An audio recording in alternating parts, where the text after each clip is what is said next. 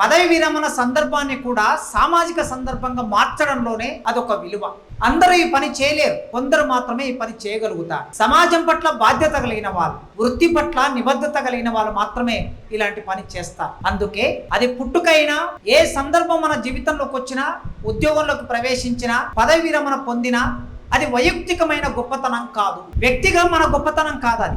అది సమాజం గొప్పతనంలో భాగంగా, సమాజం మనకిచ్చిన విలువల్లో భాగంగా మన పరిణామం జరిగింది.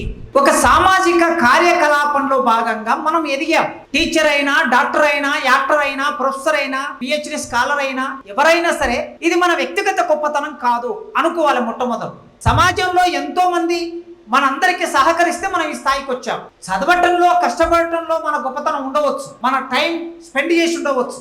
ఉద్యోగం కోసం ప్రిపేర్ అయినప్పుడు ఆ ఉద్యోగ పోటీ పరీక్షలో నెగ్గడానికి మన ప్రయత్నం కూడా ఉంటుంది. కానీ మనం చదవడానికి పుస్తకం తయారు చేసిన వాళ్ళు, మనం తినడానికి తిండి తయారు చేసిన వాళ్ళు, మనం కూర్చోవడానికి బెంచ్ తయారు చేసిన వాళ్ళు, మనం మాట్లాడడానికి మైకు తయారు చేసిన వాళ్ళు, మనం కట్టడానికి బట్ట తయారు చేసిన వాళ్ళు, ఇంతమంది ప్రజలు మనకు తెలియకుండా అజ్ఞాతంలో ఉండి మన అభివృద్ధి కోసం పాటుపడతారు. వాళ్ళందరూ లేకపోతే మన గొప్పతనం ఏమీ లేదు.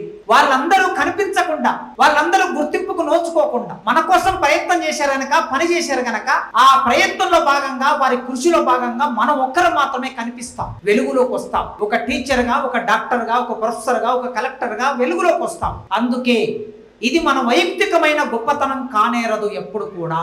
ఇది సమాజంలో భాగంగా, సమిష్టిలో భాగంగా, మనం అందరిలో భాగంగా ఎదిగాం గనక తిరిగి మనం ప్రతి కార్యాచరణ అందరితో పంచుకోవటంలోనే దాని గొప్పతనం ఉంటుంది, అందరిలో కలవటంలోనే దాని గొప్పతనం ఉంటుంది.